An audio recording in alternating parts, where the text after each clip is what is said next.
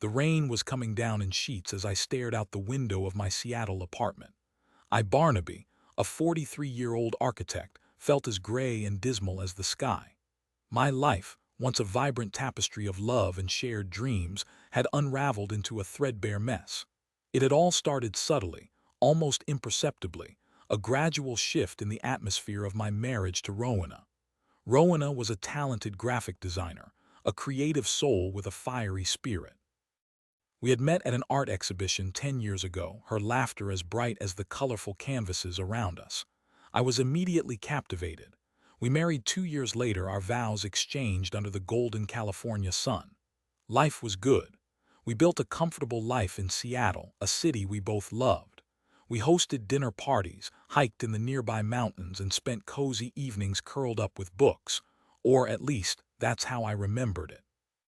Looking back, the first cracks appeared about 6 months ago. Rowena started working late more frequently, citing urgent projects and demanding clients. I didn't think much of it at first. Her career was important to her and I always supported her ambitions. But then came the subtle changes: a new perfume, a more elaborate hairstyle, clothes she hadn't bought before. She became distant, less affectionate. Our conversations dwindled to perfunctory exchanges about schedules and groceries. One evening, I decided to surprise her at her office with dinner. I knew she had been working on a big pitch, and I thought a little gesture would brighten her day. Her office was in a trendy co-working space downtown.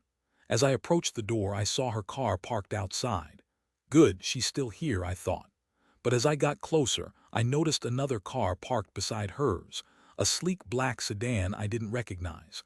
I walked into the co-working space and headed towards Rowena's usual spot.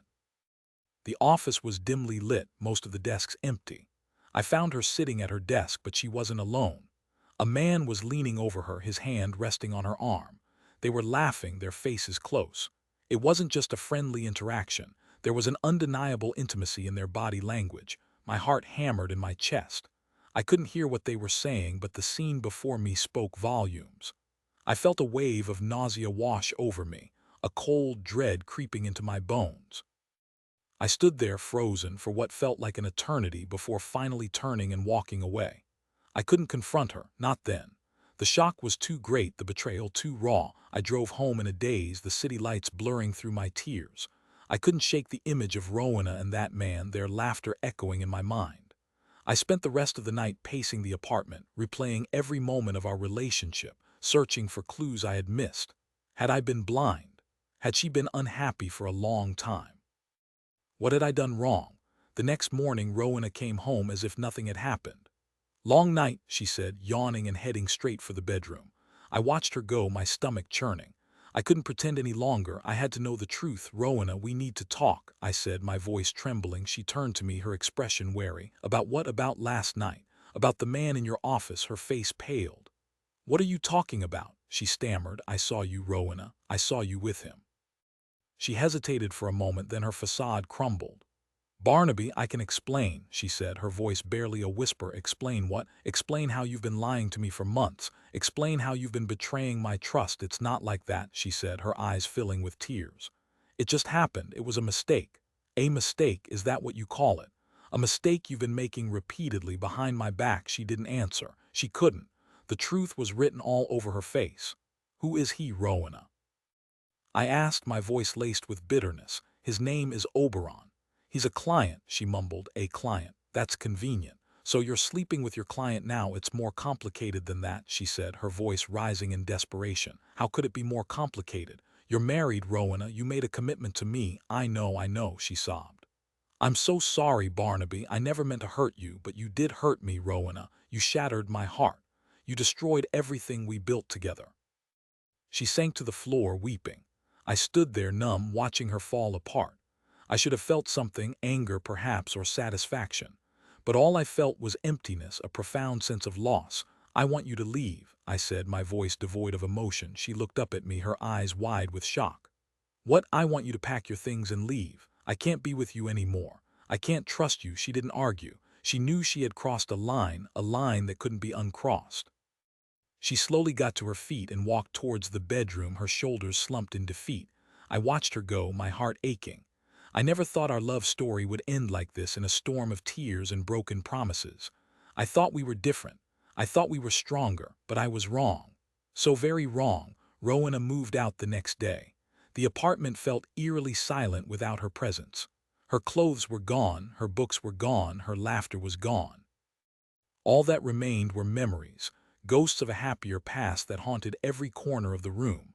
I threw myself into my work designing buildings, creating spaces for others to live and love. But inside I felt like a hollow shell, an empty structure devoid of warmth and light. I couldn't eat, I couldn't sleep. I lost weight, my eyes became hollow, my face gaunt. My friends, people like my old college buddy Quincy, tried to comfort me, to distract me from my pain. They took me out for drinks, invited me to parties, set me up on dates, but nothing worked. I couldn't connect with anyone. Rowena's betrayal had poisoned my soul, leaving me incapable of trusting anyone again. One evening, a few weeks after Rowena left, I received a phone call. It was from a woman I didn't recognize. "Hello, is this Barnaby?" she asked. "Yes, speaking. My name is Isolde. I'm Oberon's wife." My blood ran cold. Oberon's wife. What could she possibly want from me? "I know about the affair," she said, her voice trembling. "Oberon told me everything. I didn't say anything. I was too stunned to speak. I'm so sorry," she continued. "I had no idea. If I had known, I would have stopped it. It's not your fault," I said, finally finding my voice. "You were just as much a victim as I was." "I know," she said, sobbing. "But I feel terrible. I feel like I need to do something to make it right." "There's nothing you can do," I said. "Damage is done." "Maybe not," she said. "I know Oberon better than anyone. I know his secrets." "He's not who he seems to be." "What do you mean?" I asked, intrigued. "He's been involved in some shady dealings at work.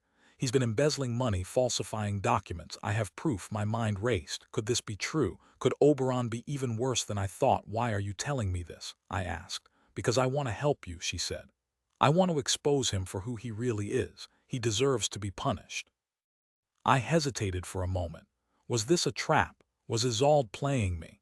But something in her voice, her genuine distress, convinced me that she was telling the truth. "Okay," I said.